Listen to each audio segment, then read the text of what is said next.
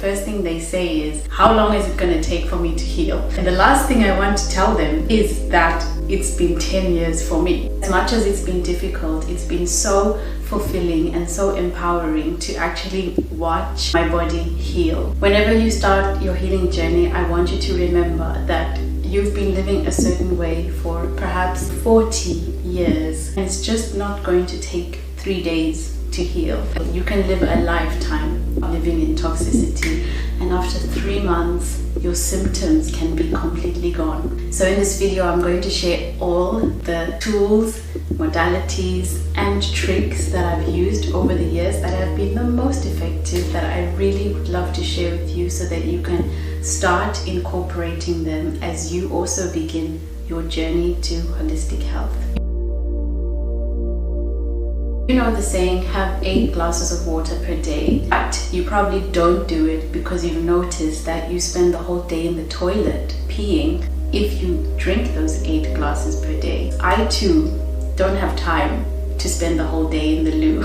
And so instead, my advice to you is that you put a little bit of Celtic salt or pink Himalayan salt into a glass every time you drink water, because that little bit of salt will help your body to actually absorb the water instead of just letting it go all the way through you. Putting salt into your water helps your cells to actually take that water in, and it makes your cells more hydrated, which then leads to plumper skin and less time spent in the loo. Next tip is that you should absolutely, no matter who you are, start taking magnesium.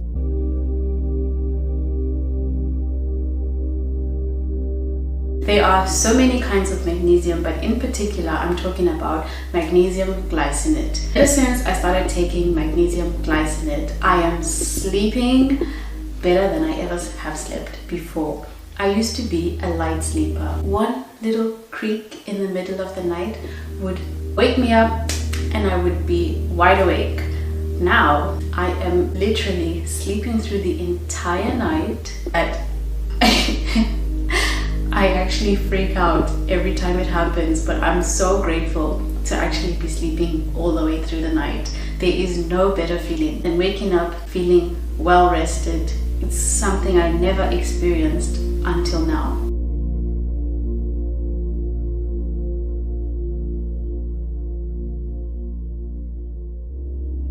You struggle with inflammation of any kind, and in fact if you struggle with staying alert and awake throughout the day, if you get that 2 p.m. crash and you find yourself starting to yawn at about 3 p.m. and you're just over the day, taking cold showers, or at least finishing your shower with cold water, will completely change your life and keep you more alert and help you to stay focused throughout the day.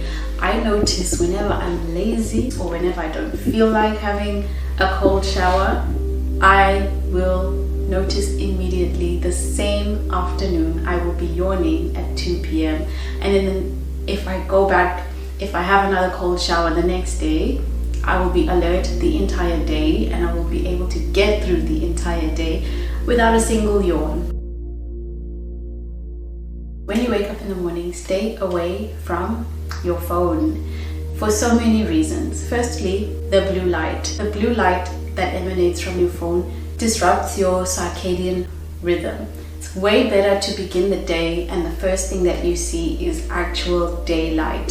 So if you can, get outside. If not, at least go to the window so that you can see the sunlight. Another reason to not go onto your phone as soon as you wake up is because if you get on your phone, you're probably most likely going to see bad news. No matter what app you may open, if it's Twitter, it'll tell you all the trends, and usually the trends are negative. If you open Facebook, maybe a Facebook memory or somebody's status may upset you. You just don't have control of how your day begins if you begin it on your phone. You have no guarantee that the first thing that you see on your phone is going to be positive. So in order to avoid any nasty surprises, just stay off your phone and instead start your day with a meditation, with movement such as yoga or whatever movement you choose to do. Start with a prayer, gratitude, These are some of the first things that we should do when we start our day, instead of allowing external factors to determine the first thing that we see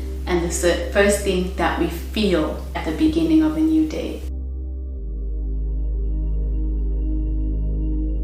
Something else I highly recommend is just to not allow yourself to get hungry. Start honoring your body by listening to cues. If you're hungry, or even before you get hungry, make sure that you have food ready to eat so that you don't allow your blood sugar to dip. When your blood sugar dips, it causes cortisol, the stress hormone, to go up, because your body starts to freak out that you are going into starvation, and it just wonders, like, why are you not eating? Why can't you find food? What's going on? So I highly recommend that you just always have food available so that you don't crash, especially if you're already struggling with blood sugar imbalances, pre-diabetes, diabetes, and if you are already stressed, try your best not to add to that already existing stress. Another way that you can honor your body cues is to go and pee whenever you feel the urge to pee. Don't wait until you're desperate to pee to actually get up and go and pee. There's no bigger self-betrayal, I think,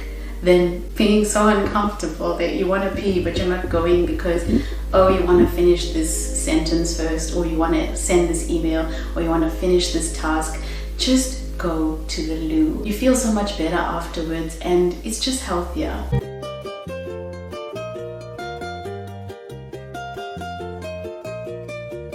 Another tip, if you're a woman, is to stop wearing Spanx, tight clothing that's uncomfortable, especially if you're doing this on a daily basis. One of the benefits of the lockdown was that it taught me that you don't have to wear a bra every day. In fact, I don't wear bras at all anymore, even when I go out, because we've been scammed. We don't need them. It's just someone's invention to make money.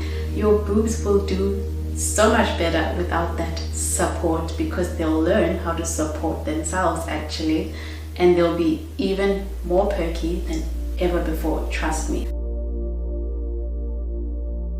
As I was saying, stop wearing tight clothing that makes you feel uncomfortable because you're trying to create a certain shape. Allow your body to be free, especially on days where you really don't need it. I just don't feel that there's any day that you do need it.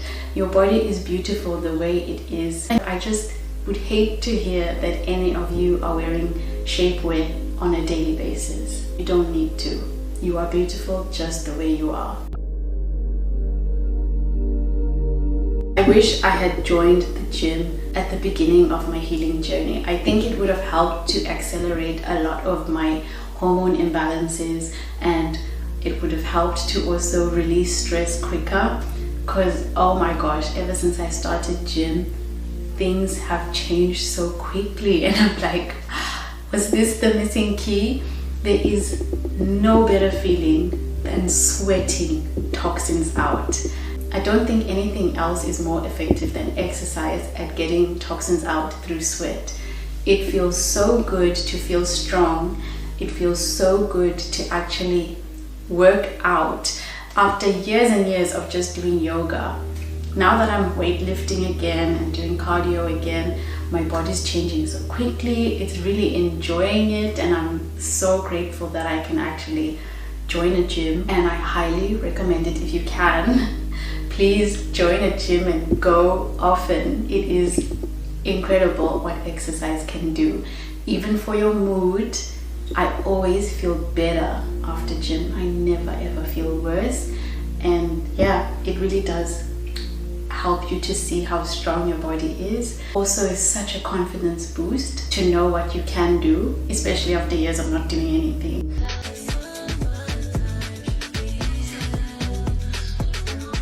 Second last tip is that you will see so many healing modalities, and so many things will be marketed to you, especially in the coming years. There's going to be a lot about frequency healing. There's going to be a lot about infrared therapy, and these things are so expensive, and they do work, and if you have the means, of course, do it. But if you don't have the means, I don't want you to feel like holistic healing is out of reach. There are so many affordable and free ways to get the same effect. You don't need all these gimmicks and tools. For example, when I'm sleeping, I play 4 to 8 hertz frequency, and that is the love frequency.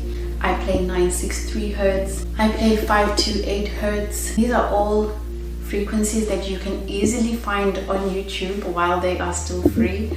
Playing them while you sleep is probably the most effective way to raise your vibration and raise your frequency, because you are in that theta state. My last and final is that you can do all the modalities and you can buy all the tools and you can see 1,000 practitioners, but if you do not change your diet, you might as well forget everything. I have learned, and painfully so, I have learned that the most important thing on your healing journey is what you put into your body in terms of what you eat, because everything that you eat is either feeding disease or healing you. There is no in between. Every single thing that you eat will either feed a tumor or shrink one, and it's literally that deep. So with every choice that you make, know that food is medicine. As Hippocrates said, let food be thy medicine and medicine be thy food. But at the same time, food can also be poison. Not that real food is poison, it's the processed food, fake food, the plant-based meats and all this lab manufactured stuff that they feed us that is the poison. So with every decision that you make about what to eat on a daily basis, bear that in mind, that every decision that you make about what to eat will either help you bring the healing closer or take it a little bit further. I've been through it all. I've done the low histamine diet, I've done low FODMAP, I've done Mediterranean diet, I've done the blood type diet, I've done intuitive dieting, I've done it all. But as I said, it's been 10 years, and throughout the process I've learned my own body, and it's so worth it. There's nothing more empowering than getting to know yourself, whether that's mentally or whether that's in terms of what to eat or the exercise that suits you. I think the ultimate gift that you can give yourself is to know yourself. And you can't do that if you're listening to other people's advice and going by other people's experiences. Live in alignment with who you are and bring yourself to a point where you do trust yourself and you're able to block out all the noise, because there is a lot of noise on the internet from people, family, friends. People will judge you so much for your food choices. I mean, look at vegans, how much people judge them. You wouldn't think that someone's personal food choice would make people so angry. Even when I stopped drinking alcohol, I got so much backlash, and I'm like, why does it affect you? So don't be surprised when you start taking care of yourself that people who you love don't get it. If they mock you, if they don't like your decisions, it's normal. It's not nice, but I just want you to know that this can be expected. When you make good decisions for yourself that better yourself, sometimes people don't like it. So don't let it stop you, and I wish you all the very best. You will be made fun of for not drinking alcohol, but you won't for drinking. You won't be made fun of for eating sugar, but you will for deciding not to. You won't be made fun of for having shallow relationships, but you will for doing the strange and difficult work required to create deep ones. You'll be made fun of for making wise decisions, but it's up to you to live with the consequences of the bad ones. So how much does the opinion of others matter if you're the one who has to live with what comes next? Thank you again for being here. I wish you well in your healing journey. As always, I'm here to hold your hand. If you'd like to book a call with me to discuss trauma, nutrition, or anything that may be on your mind, the link is below, and I can't wait to see you.